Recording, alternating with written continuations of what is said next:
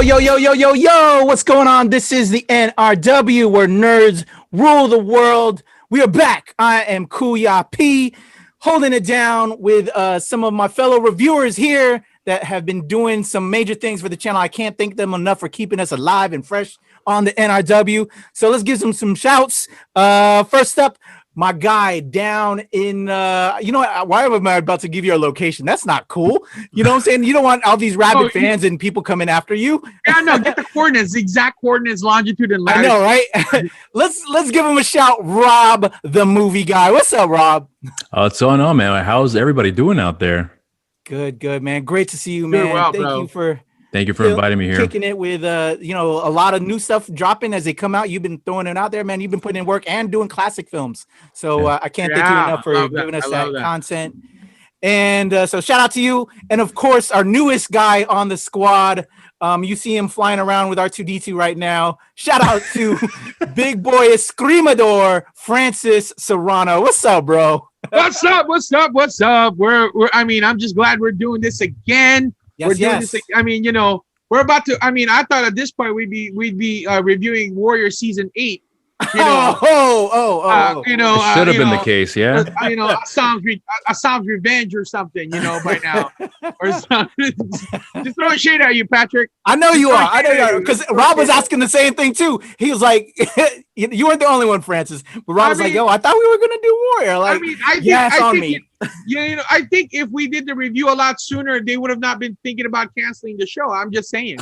I'm just saying. I think he's throwing all shade at you. I'm just saying by now they would have been like, "Oh, well, these guys reviewed it. Oh, we better do another season then."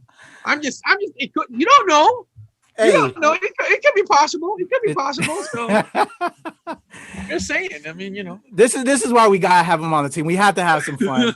All the way out in Cali, my man, big boy Escrimador, Francis. What's up, everybody? Hey, nice to meet you, Rob. Nice to meet you. I'm so excited. I love your brother. This is like our first collaboration with our newest reviewers, Big Boy and Rob the movie guy, man. Nice. I'm loving it, man. I'm loving it. I'm actually kind of, the way you're making your thumbnails, I'm kind of copying it a little bit, just kind of inserting stuff in the movie. So I'm just like, you know what? Let's do that. That looks like a lot of fun. Let's do that. So I love it. So thank you.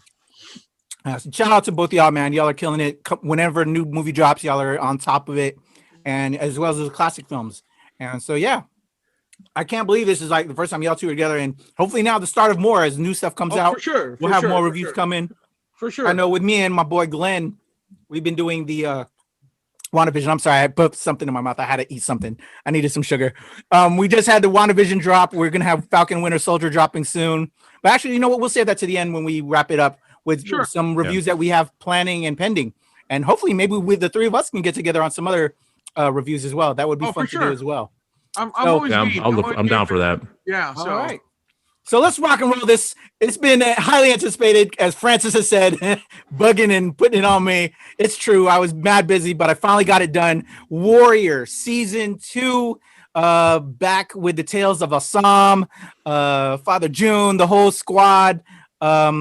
Great season.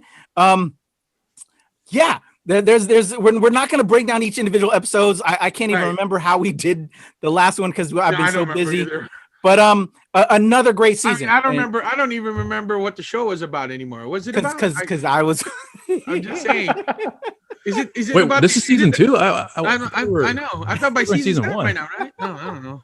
I mean, was it Warrior? Is it that guy from the wrestling show? Is it that Warrior? Is that what we're talking about? Warrior. Although that would be a great show. I would love to see an Ultimate Warrior show. No doubt. That would have definitely been a badass show. But we're back with Awesome. At the end of last season, he was in a major fight where his sister essentially, told her man, because that was also her man that he was fighting, to just execute him. And it didn't happen. So we're back with Assam, and now he's back doing his thing with a lot of different characters involved and introduced. But again, I'm not going to break down the whole season because a lot of y'all seen it. So we're just way too dense. Yeah. So we're just going to talk about like our favorite moments and reintroductions of the characters, new characters that happen. So I'm gonna throw it over to Francis out the gate, being our martial arts expert. Why don't we talk on that aspect of it from the martial arts perspective before we break down some of the like moments and characters. What did you think from your perspective as a martial arts guy and teacher? What some of the action sequences and some of the great things like in episode 9 where we finally saw Assam use nunchucks, or at least that nunchucks at that time period. So talk on that. I have some opinions about that, but yeah, go ahead, Francis. I'm curious to hear your thoughts. Of course. So I mean, I've mentioned this before that Andrew Koji, the actor that's playing Assam, they're definitely trying to kind of model him to be the Bruce Lee type. Even the way he fights is very Bruce Lee-esque, and of course when they brought out the nunchucks, it was very Bruce Lee-esque kind of stuff, right? But yeah, I mean, just honestly, I've always believed, and many of my colleagues will also agree with this, that everybody's style of fighting is like your own fingerprint. It's like, even if you train with somebody next to you, your entire martial arts training, it's still going to be different, because there's body types, preferences, and everything like that. So Andrew Koji is really doing a great job, like, bringing out the energy or the fighting style of Bruce Lee. I mean, we all know that this movie, this series was inspired by the writings of Bruce Lee, right? And his daughter Shannon Lee is the one what is one of the producers of this show. So they're really, like, Andrew Koji's really doing a great job, in my opinion, in really just giving honor to Bruce Lee.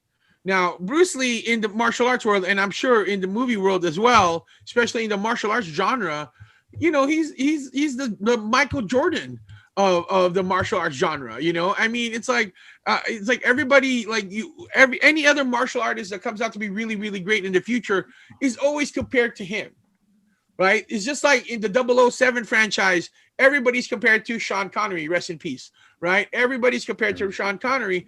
Every other martial artist that's coming out with any sort of like, star power, it's always compared to Mr. Bruce Lee, right? Because it's like, this is the pioneer, this is the guy, this is the man, right?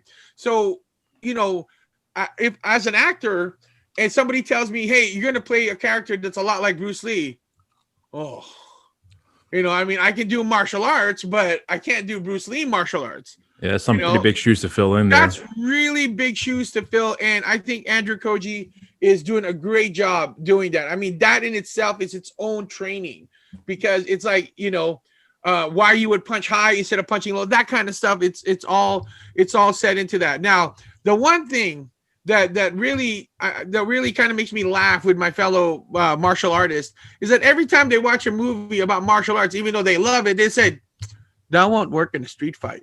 And I'm like, bro, it's a movie. Yeah. It's a movie. It's like what? Just enjoy the movie, man. True. Come on.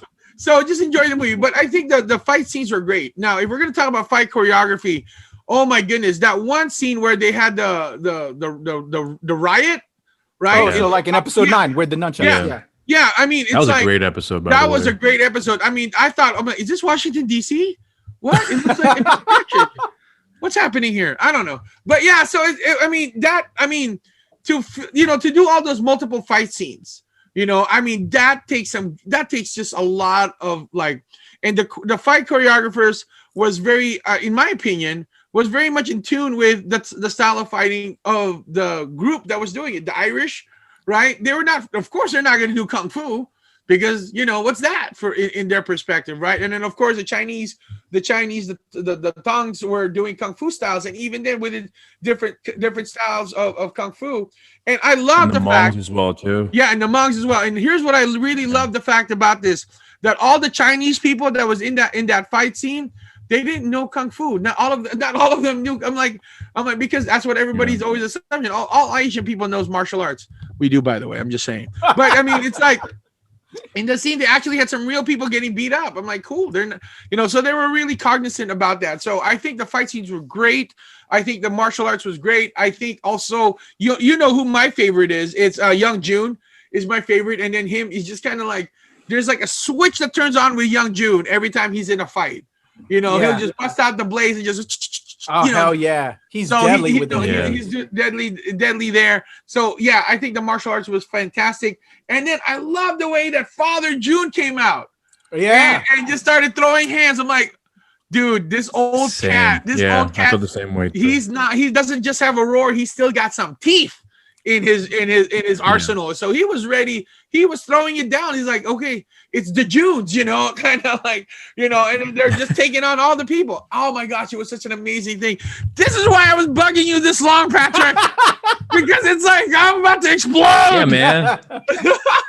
What you doing to poor Francis here, man? I know, man. Seriously. It's like, this is kryptonite. It's kryptonite to me, man. So no, but the martial arts was amazing. I think the fight choreographers really did some honor to that. And again, major shout out to Andrew Koji for just being that Bruce Lee type, right, a fighter. And just that to me is just amazing. And then the new character, the guy that just came off the boat, what's his name? Hung. Oh yeah. Oh man, with the beads and everything, and then I love that. He loved like, oh, so there's this guy who does his thing, and then so mine is the beads. It's just like no reason. He just wanted to be known as the guy with the beads. I love that. I absolutely love that. One of the things that I, as a performer as well, especially when I used to sing, I always just take stuff out of my pocket. I can never perform with stuff in my pocket. And then one time my director finally asked me, like, why do you keep taking stuff out of your pocket? I'm like, because I can't sing with stuff in my pocket. He's like, why not? Well, I don't know. It's just that I wanted something that people to remember me by. I have no reason beyond that.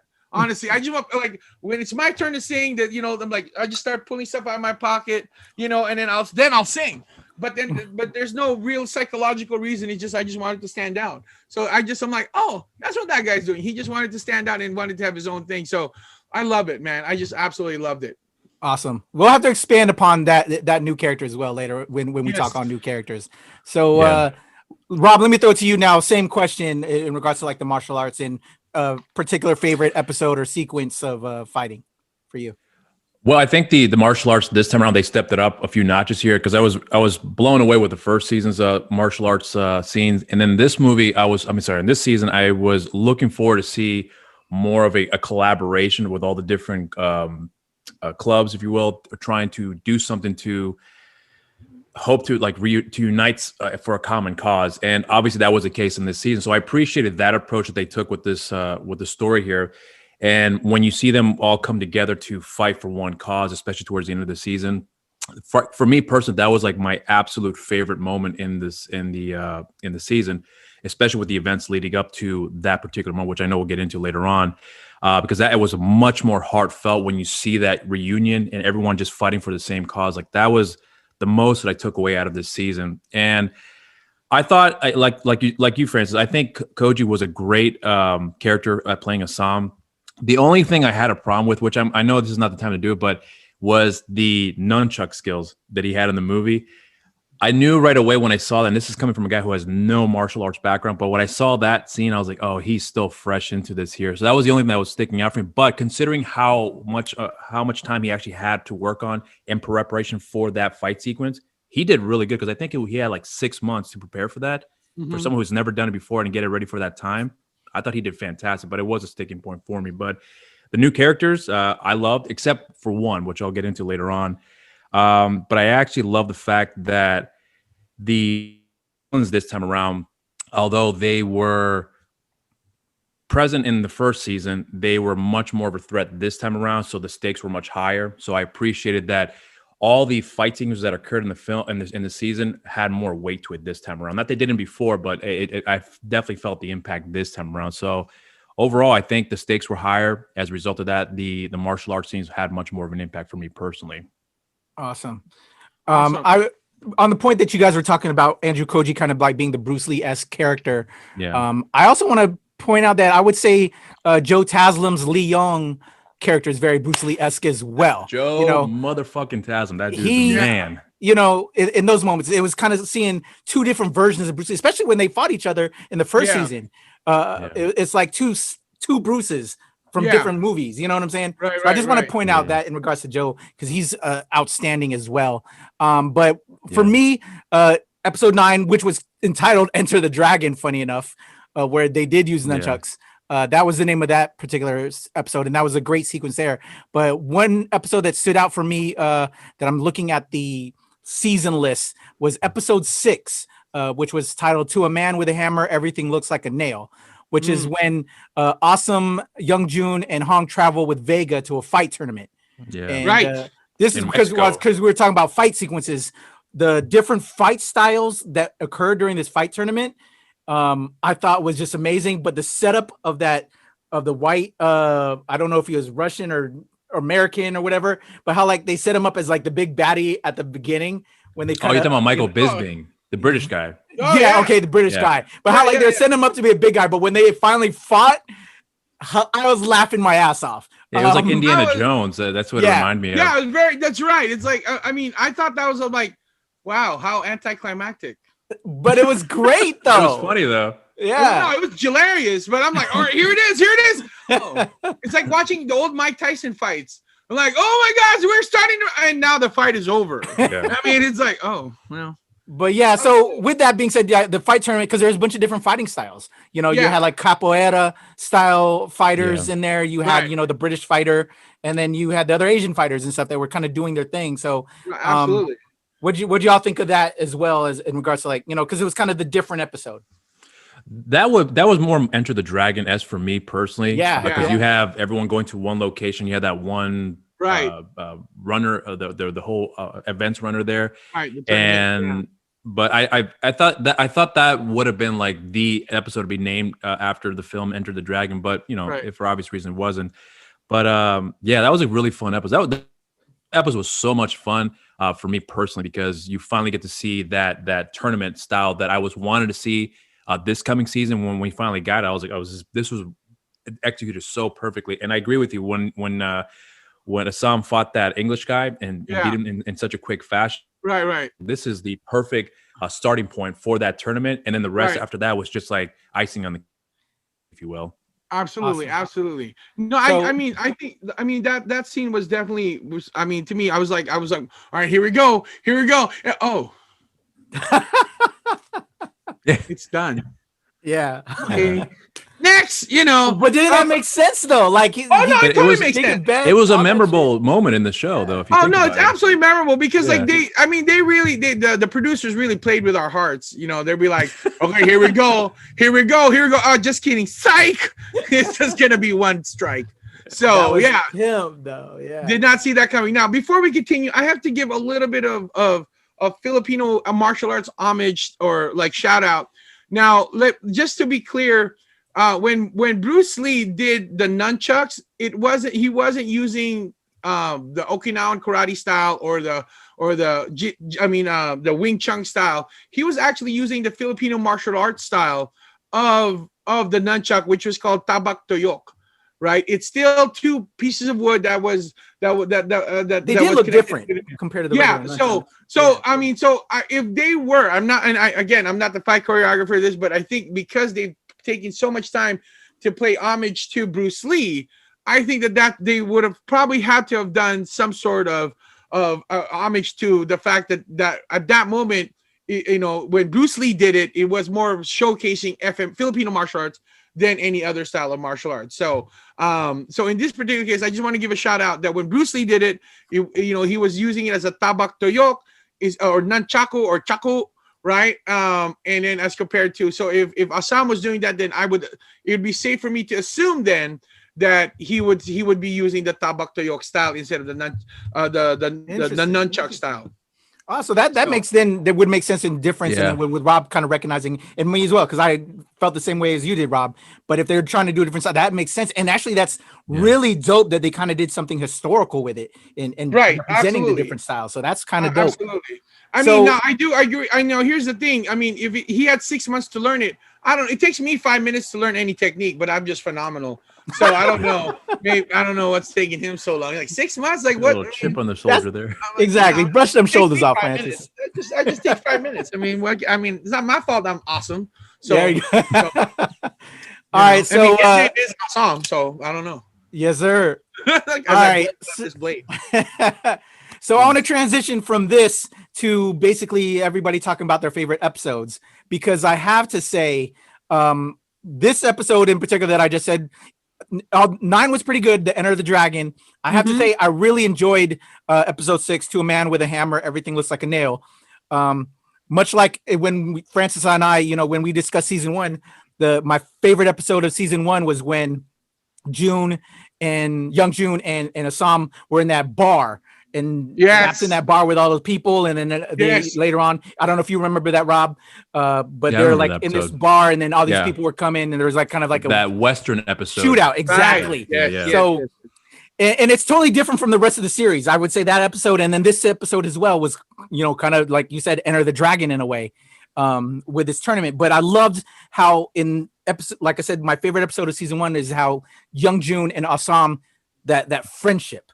Yeah, really got to focus on that. So that's what I found brilliant in that. That bromance was there. Exactly. It's totally romantic episode. And that's why I would say episode 6 for this one, with the introduction of that new character, Hong, I think is what you said his name was. Yeah, I love the 3 of them coming together in this episode. They were like the 3 musketeers of that entire season, and I think it was done effectively too. I think they just they integrated him so well, you know. Like, he was already an outcast. Even within a group of outcasts, he was an outcast of that one kind of stuff. Him being gay kind of stuff. We learned a lot about each other. Yeah. I mean, honestly, this made me sound like a jerk, but I'm like, really? You guys are surprised that there's a gay guy in San Francisco? I mean, I'm just saying, look, all love, right? Yeah. I mean, but what I'm just saying is, I love the fact that even though this is set as a period piece, that Assam and Young June are progressive enough to say, dude, this is a brother. He's gonna fight by my side and he can kick ass. That's all that matters to me. And Young June's probably thinking, cool, more tail for me. It's like less competition. This tall motherfucker is like good looking. So that hurts my chances, kind of stuff, right? So, but no offense to anybody, but to me I love that they were they're very inclusive, that they're they added this new, trio, like a new brother within the group of brothers that's gonna always have their back, right? He's kind of weird, but they love him. Yeah. No, but if you think about it too, when they introduced that character, Hung, it's that introduction of him coming to the episode happened so quickly. But when they formed that friendship in that one episode, especially after the set of events that occurred. That had so much weight to that everything else after the fact made a lot of sense, because it wasn't just a forced situation. They had to do it fairly quickly considering the schedule, I'd imagine, but they did it so well. And I agree too that the fact that he's gay, that really wasn't the factor at all for me. It was a good character who happened to be gay, and they brought that up, like, given the times and how they felt about that. And you mentioned they were progressive enough to accept him and just accept him for who he was, for what he can do. Right. That's good enough. And I thought that was a brilliant way for them to handle that. I absolutely. I mean, like, if there's anybody that's not going to judge anybody, it should be these cats. They were like, I agree too. Yeah. I'm like, don't judge. And they sleep with prostitutes too. So exactly. So what I'm saying is, what I love about it is that it's like, I mean, within that tongue, right? I'm assuming that Young June is, of course, on the upper echelon of all the brawlers there, right? Yeah. Because he being the son of Father June, right? And Young June, his bromance is Assam, so they're probably in the in the upper brackets of things. And now this guy, they're trying to pick on him. They're like, nope, now you're with us. And then now you're no longer get picked on because you're one of us. Yeah. So I definitely love that. Now the one character that I must say that I really fell in love with is Rosalie. Well, hold on. We're not there yet. We're on favorite episode. So episode 6 was my favorite episode for that bromance, and Assam had a new girlfriend in Vega, but then he lost her at the end. That was kind of tragic and sad. I mean, these writers for this episode sucks, man. They play with my feelings again. Yeah, they play with oh my God, I can't believe she got hit by a bus. Yeah. What happened? It's insane. Sorry. Oh, no worries. So episode 6 was my favorite episode. Rob, your favorite episode, and then we'll pass it to Francis for his favorite episode. Well, it really is the episode 9, dude. That whole episode leading after the events of, I forgot the character's name and I should remember, who died by the Irish crowd for the that hurt. That one really I mean it bothered me only not because I thought it was not a right way to portray it. That's not what it bothered me because the character who I forgot his name again, but he's running away to save his life, and then he is falsely accused. And I give them credit for everyone involved to take this route and say, you know what, let's just let it sink in and let's show it for what it really was, and let people feel what they feel. And I was extremely bothered by the fact that this man is falsely accused and they never give him an opportunity to speak up and really take the time to figure it. It was just pure hatred, and that was the motivation behind that. Yeah, absolutely. But the events leading up to that moment, there's other different things that factor into to feel that way. Of course. And then, of course, you find out what had happened with him, and then all the other local Chinamen were extremely hurt by that, and they left him in the worst position of just hanging there in the public, and they fought to the death. Yeah, and they didn't even give him the decency for no, not at all. And that bothered me. But like I said, but not because of the way they portray it. It's just that he's such an innocent character, and he was a good one at that because he was helping out his friend, his boss, more or less, and he was looking out for her best, for her well-being. He was being, but no one took consideration of that. So because he was Chinese, nobody was ever going to take him seriously. Now let's give him some love. The actor's played is Kenneth Falk.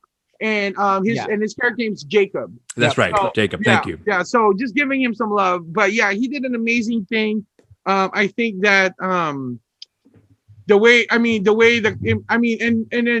the cops who don't like him also tried to do their best to stand their ground and protect him, but they were way outnumbered. They were just way outnumbered. So again, he's kind of reminiscent to January 6th again for me. It's kind of like, wow, okay, mob mentality. Yeah, absolute mob mentality. I think that's when I saw the episode too, around that time, if I'm not mistaken. Dude, and for me, when I was watching this episode, because y'all know I was the late one catching up, I had just got done reading a bunch of articles about because currently we are experiencing a lot of violence to the elders in the AAPI community right now. And it hit hard. I ain't gonna lie. That shit pissed me off watching that episode. Yeah, I very real, but it fucked me up. I'm like, damn, here I am, just got an article, stopped that to watch this episode, and was like, fuck. It was hard. Yeah. It was hard. It was definitely hard. And Jacob knew that too. Like he knew the moment he killed the mayor that he signed his death sentence because he was never gonna get a fair trial. He was never gonna, you know what I'm saying? He knew this. That's why he went into hiding, right? And he was trying to, and he just did the right thing. But doing the right thing in his case was very consequential. Yeah, it was very consequential. Yeah. So yeah, it was definitely messed up. And then go ahead, Rob. Well, I was going to say that, and not to take away that this riot that occurred at the end of the episode between the Chinese and the Irishman, everyone else involved.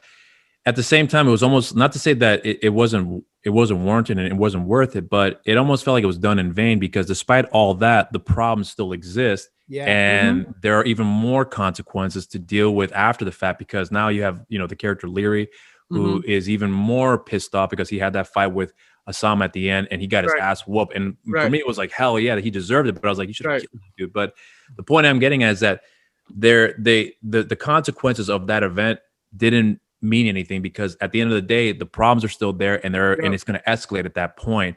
So things are getting worse before they get better. But that to me, I appreciate it because of the reality of like, you can't change people's mind with events. It takes a lot more one-on-one and in-depth conversation and whatever else that factors in to help with those changes to be made.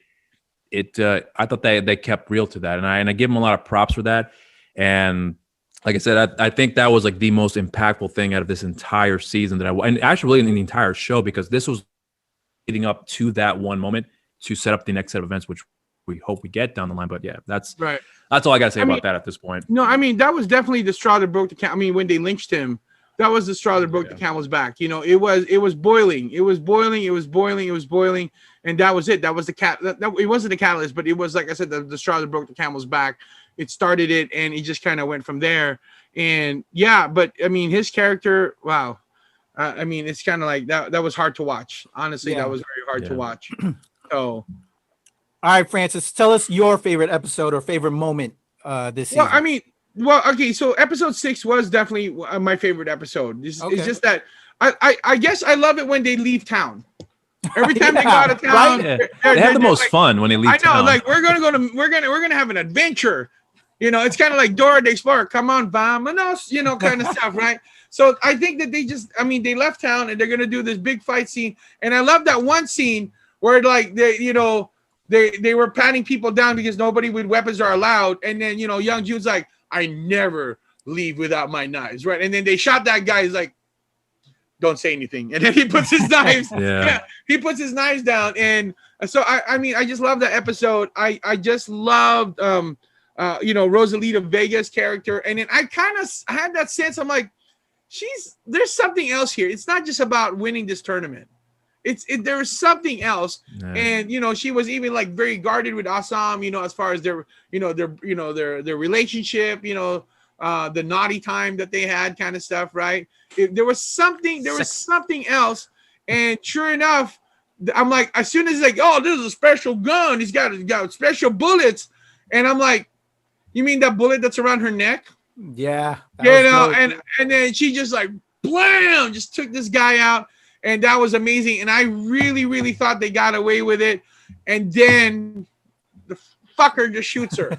Yeah. I'm like, man, I mean, it's like, I thought that they got away. I thought that this fucker shoots her. And again, destroyed my love for this episode. But because of the ups and downs and the twists and turns of that episode, has made me really like, wow, this was a great episode. It's great writing on this show. Not to take away your guys' thunder about your love for that episode, because it was a good episode. But believe it or not, for me, my least favorite part was with the relationship between Assam and what's her name, Vega, right? Vega. That's the name of the character. That was the least interesting thing about for me in that episode, because the writing for me was on the walls. Like, yeah, there's a bullet. She's gonna have the revenge factor added to that, and she's gonna die. I saw it, and because of that, I took away from my enjoyment factor. But still a great episode. But and I thought she was good in the. I didn't catch episode, that. but, I didn't catch that initially. So I'm sure now that you point that out, I'm like, oh, foreshadowing. Yeah. I mean, it was. I mean, just like what Rob said, I kind of was sensing that there was something there, right? It wasn't enough to be that they're just there for a tournament. I just think that's not enough. Good of enough reason kind of stuff to do that. But I still think it was a great episode. And the character that they killed, of course, in that season, played by Maria Elena Laas, I think, if I'm pronouncing your last name correctly. Her character, of course, is Rosalita Vega. I just think that was just absolutely amazing. And I just hate the fact that they killed her already. So in regards to moments, I want to bring out another moment because I'm curious what y'all think about this character and her major change kind of happened this season. Atoy, right towards the end, I forgot what episode it was, but in this episode we found out that she has another lover, or she became lover with this white woman, and who was helping her with her I don't want to say the WHORE word, but her ladies, and to find a better way, because that's what she's really all about. And I think we talked about this. She had this fight towards the end of the season where they were hunting down Jacob. The white lady came to see her, but then these two brutes, police officers, fucked her up. But she stood the test and kicked their ass. That was amazing, but I was like, damn, because I love Atoy. What did you think of that? And let's talk about, and we'll transition from this to some of the other to now character talk. But what did you think of Atoy this season, and particularly that sequence and what went down with that? Whoever wants to go first. Well, I for me, I think I love that character. Not because she definitely was a strong character, but she was a really valid one at that. Because this season you see her progression of learning more about her background and the affection she has towards the girls in the brothel.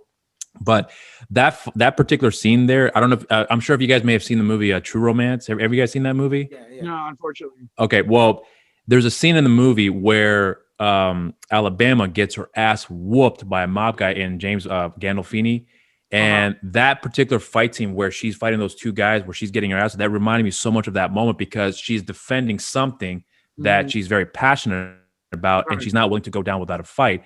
Nice. So it reminded me of that character to an extent, but I appreciated the amount of abuse. Not to say that I appreciate she went through that, but I appreciated that she stuck with her grounds and fought not just those guys, but everyone else around him, and she paid a severe price for that. Right. And then you have that one moment late after the events of that fight where she has what's Sam's sister's name again? Miley. Thank you very much. Then you have that moment together where they're conversing and they're putting their differences aside because she realized, okay, you've done something that I probably would have never have done. Props to you. So like moments like that where you see those nice character developments, not just with her, but with another character and how her actions affected her. Like you could see the ripple effect with that. So I appreciated her having that impact in the episode, and not just with the episode itself, but with everyone else around her. So I loved her in this season. I thought she was one of the best things about this whole season, and her development was like one of the best things about the season for me personally. Because she went through a lot, and as a result of that, you can see a lot of people care for her and are willing to defend her despite her field of work. It didn't matter. She's a good person. She's a good person. Yeah. So I love that. I thought she was fantastic, and I agree that scene was definitely a memorable one because there were some serious consequences she was dealt with. So yeah, that's how I feel about that. So I mean, for me, as far as Atoy's development, a character development, I mean, she kind of puts her money where her mouth is. Yeah. Right. She says that any woman that works for her has an option to leave anytime. They're not bound by her. And then there's that one girl that she rescued. Yeah. Right. Oh, and then she wasn't a worker. She was cleaning the place, but then she was her Robin. Yeah, that was a great sequence when she let her go this season. Right. Yeah, that was so hard. That was so. I'm like, it's like it's like telling Lassie to go. Like go. Yeah. Like I don't love you anymore. I'm like, yeah, you do, liar. You do love her, but and then she's like, if you come with me, you're working tonight, right? I'm gonna put you to work tonight, and she had to say that. She had to say that because that's putting that. I mean, could you imagine if that girl? I'm sorry, I can't remember her name now. But if she was there in that scene where Atoy was being attacked, she would have been the first one picking up that sword and hacking those guys, and she probably would not have been as beat up as much as possible. Yeah. But I think she's like she wanted her away from that as much as possible, away from that from that life, because it's just not a good life, and then she's enjoying killing these people. She sees it. There's a certain joy that's in her eyes, and when she cuts these guys in half, and is like she's gonna lose more and more of her innocence, and she wasn't. And Atoy said, "I'm not having that. It's time for you to go. It's time for you to go." Now, another thing that she had a business partner that betrayed her. Oh yeah, and then she's like, "Oh no, you didn't." And then so she laid down the law. She laid down the law. I would have defended you. I would have backed you up 110%. But now you betrayed me. I'm the one who's going to stop you. Yeah, he was a coward, and he ended up having to face the consequences for his choices. Yeah, exactly. But what I love about it was Atoy does not send anybody to handle her business. Yeah, and that's the main difference between her character and Mei Ling. Yeah, right. Because Mei Ling has goons, right? Atoy does not. She goes her own. She does her own thing. She's a real she's very responsible. Like she handles her shit. Whereas is it Mei Ling? That's Mei Ling. Thank you. Yeah. She's like, I'm entitled, therefore you have to do it for me. And that's the biggest difference between the two ladies there. I mean, the very big difference, of course, we saw this in one of the backstories that Assam was the only one that got martial arts training. Yeah. It wasn't Mei Ling did not get any martial arts training whatsoever. No. So she's not a fighter. She's a strategist. Yeah. In a sense, right? She's a strategist. Atoy is a fighter because she had no choice. It's like I'm sure she was a prostitute at one time herself, and so she had to fight off these creepy guys kind of stuff at any given point. She it's like she learned to depend on no one but herself. right? And remember, I think that was very, very poignant when they had that first discussion with Assam about I could be your friend, kind of that conversation. And but I think like Atoy's character is just like she just takes care of business. She takes care of business. And I love that scene when Assam sees Atoy after getting beat up, and then she goes, I actually won this fight. And then, because she's the one that got all beat up, like I actually won this fight. And I think that was she was throwing shade to Assam because like when he looked that bad, he lost that fight. So at least like, well, I still look bad, but at least I won. Unlike you, fool, you lost. So kind of stuff. So, and I remember why Atoy said the reason why Assam lost, it wasn't because of skill, it was because he didn't have something worth fighting for. Right? And Atoy, I agree with that one too. Atoy fought and won because she had something worth fighting for, which is everything that she loved and she put together. Like all her hard work, all her sacrifices was on the line if those guys took advantage of her. Yeah. All right. All right. So enough with Atoy. Great character build this season. Let's throw it to you guys. So what was your favorite character or favorite character, new favorite character, or change up, however you want to take it. Rob, go ahead. Well, for me personally, I love God, I keep forgetting this guy's name, Taslim's character, even in the show that much. He Leon. For me was like the epitome. Leon, thank you very much. He was like the epitome of like someone that is good at their job, loyal, had a purpose, and then was conflicted. And you had all those things about that whole show in this one character. Yeah. And I'm not to take anything away from Koji, who played Assam. He's great. I loved him, but I'd be really curious to see him, Taslim, play Assam and see his approach to that, with seeing all those conflictions he has that he's dealing with internally, and have that reflected with that character throughout the entirety of the show. I would have liked to have seen that. But again, not to take anything away from Koji, because he was great. Yeah. But I love that character. I loved him the first season, still love him this season. And when he's in that, when he appears on the show, he is the most memorable character, in my opinion, among other great characters we see as well. But that's the biggest standout for me personally, because I love Taslim. I think he's fantastic, and can't wait for him to be in Mortal Kombat. So yes. Finish him. Absolutely. All right, Francis, how about you? Favorite character this season? Favorite character, just like last season, is still Young Jun, Jason Tobin, right? Not just because he's a badass fighter, but our boy stepped up. He became the leader of his tongue. Yeah. Right? And he didn't become a leader of his tongue to betray his dad. He was actually like trying to save the tongues, but it was his dad that betrayed him. And then when he finally threw, basically a vote of no confidence to Father June, they backed him up. Right? They backed him up. So I think that this is a great development, character development for him. And then, of course, now the whisper in his ear that Assam is gonna take over, and that's why it was foreshadowing. Now at the end of season 2, and you see that there's this big mural of Assam and not Young Jun. Is that gonna bother Young Jun? I don't know. So I think that there's so much more we're gonna see with Young Jun as far as characters go. So please, HBO, do season 3, please. Right? Yeah. But yeah, so to me, favorite character is still Young Jun. Least favorite character is what's her name's sister, the one that started this whole thing. Oh yeah, I know you're talking about the Jacob's boss. Yeah, Jacob's boss's sister. Yeah. Right? I hated her character. I never liked her in the first place when she walked in. Her character. I never liked. I mean, I'm just like, you need to go, right? Yeah. You're just trouble. You're just trouble. So I and then she feels bad at the end. It's like, oh my gosh, I didn't know. Like, oh, totally. I'm like, I'm a dude, girl. If I believed in hitting women, I'd slap you.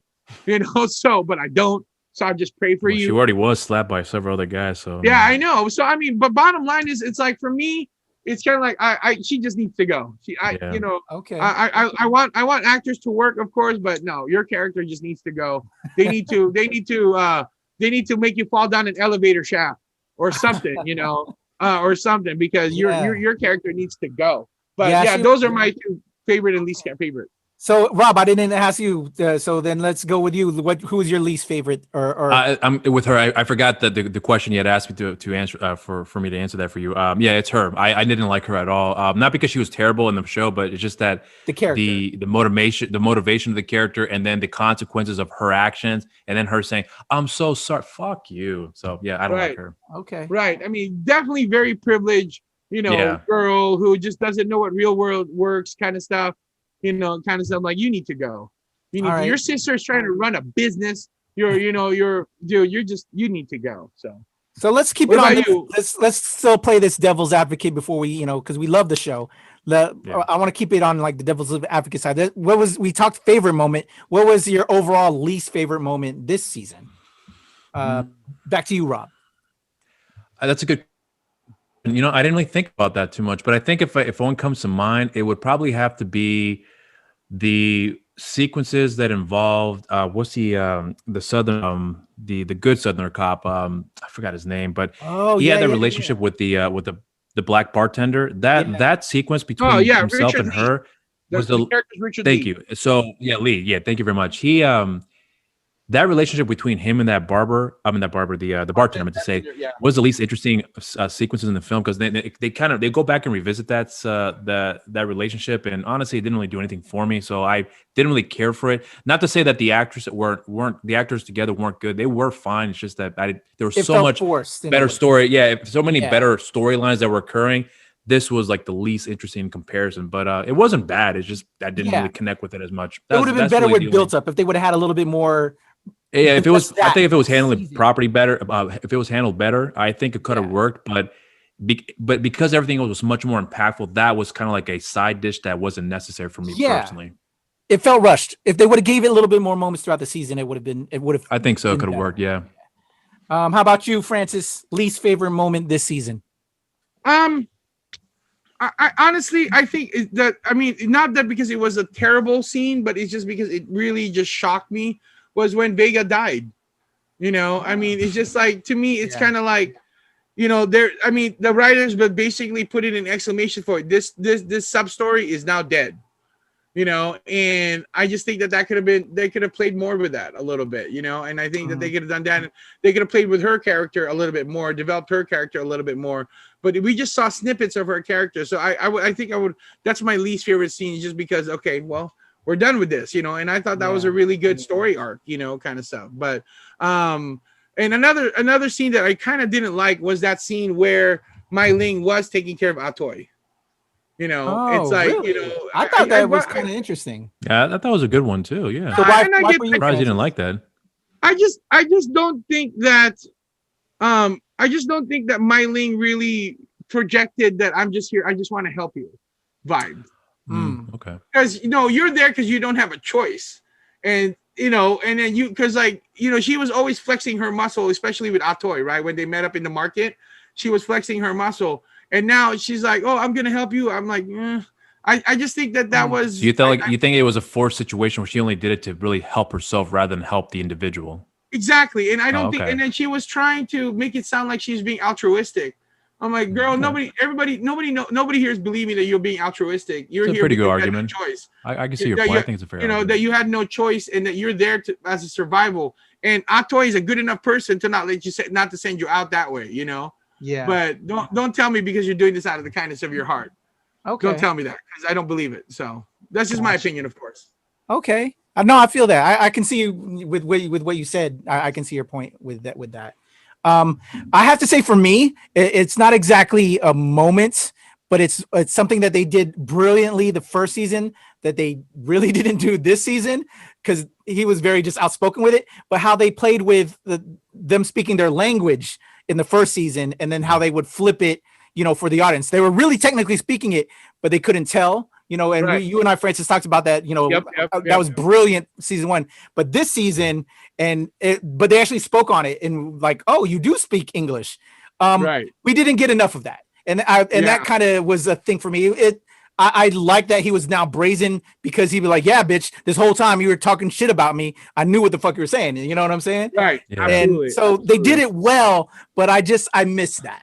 That was something brilliantly done for season 1 that they didn't, they just let him speak this season. Did you catch that, Rob? Was that something you noticed? Yeah, I appreciated what they did in the first season with that, and I understand where you're coming with this, but I figured from my perspective, I always felt like it's already established season one, and anyone who hasn't seen season one is watching season, just watch season one, and you will understand the context and the set. That so it didn't bother me at all. I didn't even think about it up until the time you just mentioned it, but I can see your point, but it was never a factor for me at all whatsoever. So I didn't mind that at all because I understood the setup why we're seeing that transition back and forth. All right. Before we talk about our plans and dreams for a season 3 that we really want to have happen, any other things, commentary you guys want to put in regards to moments from season 2? Love the new characters that got introduced. Love some of the moments for me personally. Not all of them. But how about you guys? For me, I think just to cap it off, like my favorite scene was the scene where Young Jun took over, and then like he kept his father because like you're he's still like you're still my dad, right? And so I love that scene where I thought it was gonna be, but like Young Jun stepping up. So that's my favorite scene. I mean, that's for season 2, man. I think this was great. And the fight scenes did not disappoint. The action scenes did not disappoint. And this character developments definitely did not disappoint. How about you, Rob? Well, for me personally, it's more because of Shannon Lee being involved with this project from the very beginning, because this is obviously based on her. I remember, to make a long story short, she had an interview where people were trying very hard to buy this, and then they were to the story, do whatever they want with it. And you're thinking, why just buy it in the first place if you're going to just do something else entirely different?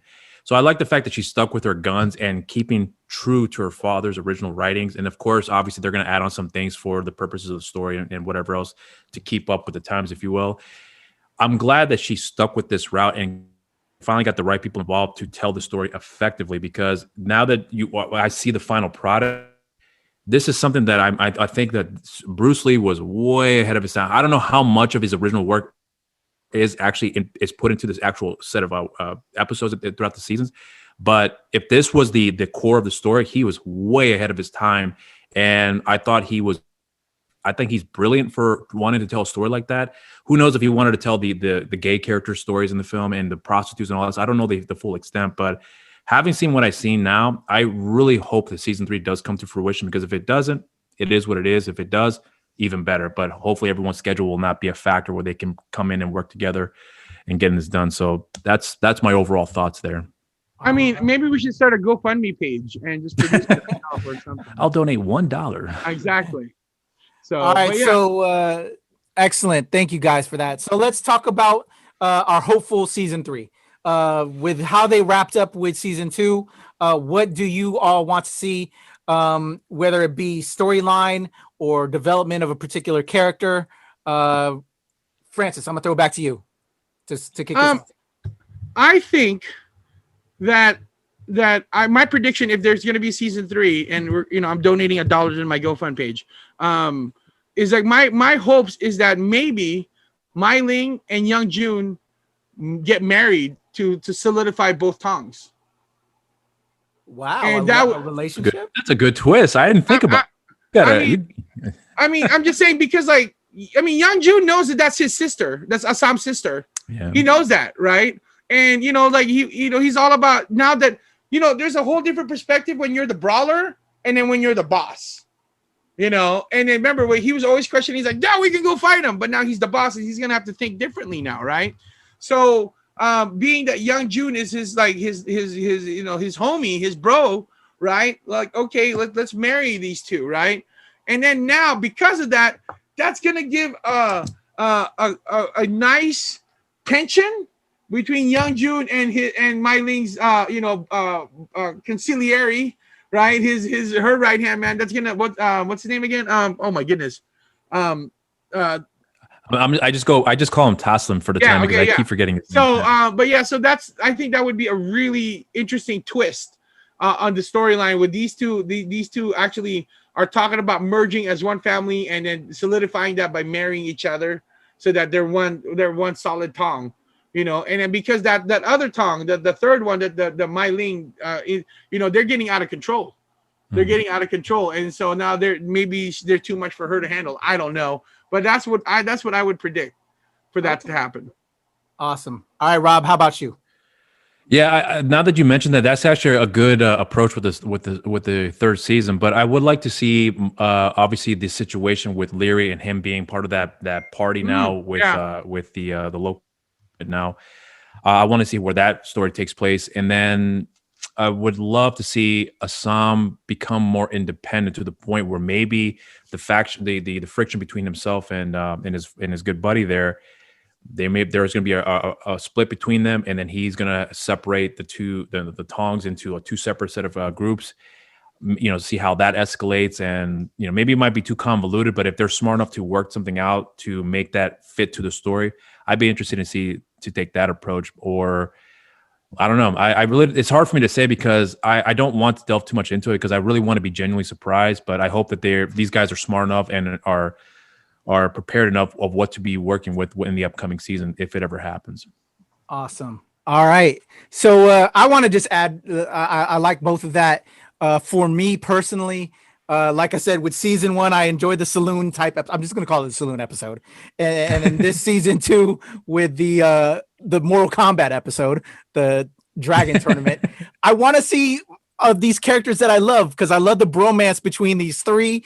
Maybe if we add another one in season 3, but I want to just take these characters that I love and have them going on adventures. I would just love a whole season of that. That's me personally. Awesome. Like both of you guys said, I'd be curious to see some of these other storylines take fruition, but I'm not going to speculate because I'm just after doing this WandaVision recently, and there was a lot of speculation that we've been doing when I was doing those reviews. I'm just now kind of changing up when I do these reviews for myself personally.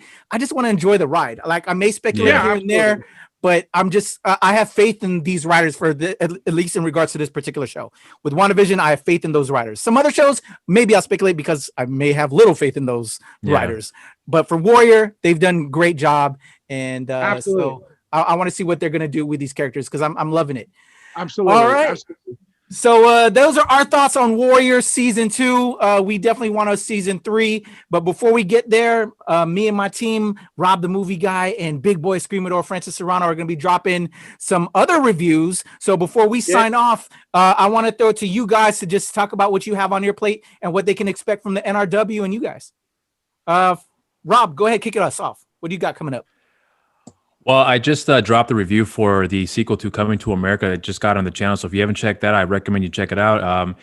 I have a lot to say about that movie, but I have some upcoming projects that I'm working on right now that I am keeping hush-hush because I have a plan how this is all going to play out, and I really hope it pays off. And if you guys check it out, please let me know your thoughts once it does come out. But I'm not mentioning what it is because it's really something that I think is really worth presenting into its full surprise because I think you guys will get a kick out of it, especially if you love this movie. But outside of that, that's pretty much it. I mean, are we doing social media as well too? Not yet. Okay, but I was just kind of curious because like you, for a while when Rob started on the channel, he was like Sly Stallone movies. And then it went to, I forgot who was the next they're still in the actor. works, trust me.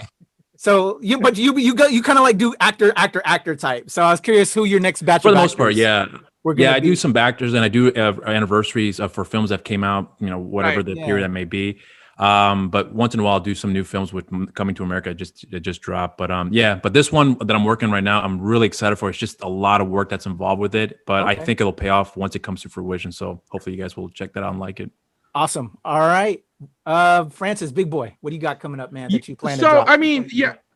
So I'm planning to do a review on Raya the Raya the Last Dragon. Oh geez, I'm butchering it. I better look it up before Disney. It's Raya the Last Dragon. Okay, Raya the Last Dragon. So automatically, because of the mere fact that she's actually from the previews or from the trailers, it looks like she's using Filipino martial arts. The sword that she's carrying is actually the kris, which is very synonymous to the Philippines. So I'm definitely going to be doing a review on that. But the biggest project that I'm kind of starting to ramp up and promote is my conversation with Professor Danny Girona. Now, Professor Danny Girona, he's actually a historian that specializes and focuses a lot on Magellan and Lapu-Lapu and their story. And now Filipino martial artists have always kind of akin themselves to be related to Lapu-Lapu and, you know, the father of FMA, but there's no real evidence of that. I had a hard and very thought-provoking conversation with him. And so now, ironically, the Battle of Mactan Island happened on April 27, 1521.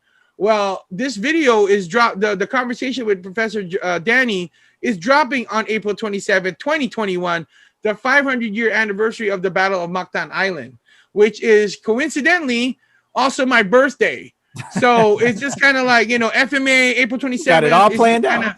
It's all planned out. So I'm gonna be starting releasing some trailers on that one, some teasers on that one, just so that's my biggest thing. So for me, it's like this is something that I've been trying to work on really well. You know, it's different from my channel per se, but it's definitely something that I think that Filipino martials and any Filipino or any lover of history will definitely appreciate. So be on the lookout for that April 27th dropping on my channel. All right. So why don't we kick it off with you first with the social networking? Tell everybody your handles. I also have it in the description below, but how they can reach out to you so they can check that out, as well as, you know, you'll be here on the NRW as well, rocking some other stuff. So go ahead, Francis, and then we'll take it to Rob. Okay, so as far as the conversation with Professor Danny Girona, that's going to be in my 413 Media channel. So that's youtube.com/413 Media. It's going to be on Instagram. Also, we have Instagram and Twitter and TikTok at 413 Group as my handle. Then as far as my Filipino martial arts stuff, it's FMAschool.com. My Instagram, TikTok is, FMA School. And of course, Big Boy Screamador. That's going to be, that's the best way to find me around town right now, brother. All right. Thank you, man. Rob, tell us how they can reach out to you and all of that. Well, you guys can follow me on my social media accounts on Instagram, Rob_Medina0585, on Twitter, Rob Medina0585, and on Facebook, simply just Rob the Movie Guy. I had to work on that for some reason. I just said it earlier today, and all of a sudden I forgot. But yeah, that's where you can find me. Awesome. Thanks, Rob. Thank you, Francis. And Kuya P, where can we find you? All right. Well, yeah, here at the NRW and at New Release Wednesday, where nerds rule the world, as well as from the POC slant of pop culture over at the Nerds of Color, our brother site to us, and Show Pal Show, where I'll be, talking about Filipino representation with all various fields of industry. So at Show Pal Show, we have a new podcast that's going to be on the NRW called Something or Nothing with myself, Rukage, and Tranquil Ashes, from LA to Baltimore to here in the DC area, kind of a show Seinfeld-esque podcast that we're doing. We have no plans, but we make nothing out of we make something out of nothing. And so you can check that out. And I'm also at Strange since 1977 and at Paul Faris. Those are my personals. But yeah, a lot of great stuff coming. Oh, for myself, review-wise, coming to the channel, me and Glenn, who is doing the WandaVision recaps, we will be talking about Falcon and the Winter Soldier as that comes out in the next couple of weeks, and more stuff. And then I'll get Francis and Rob together to hopefully do some other conversations. Yeah. But I got to make sure I do it all in one, because I know Francis will really rip into me, and Rob will be like, "Man, what's going on? I thought we were doing this." So I won't be as long as we did with Warrior season 2. But this was a pleasure, guys. Again, I can't thank you enough for what you do with the channel and everything y'all are doing outside of this. Thank you for having us, man. Yeah. Yeah. Thank you.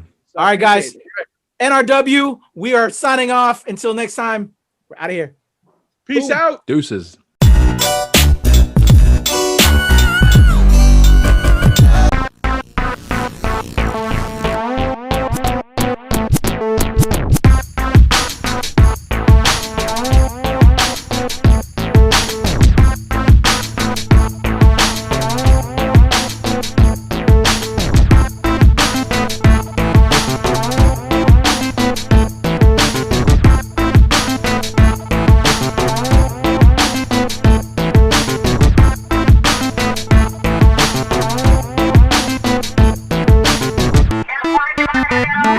We'll be right back.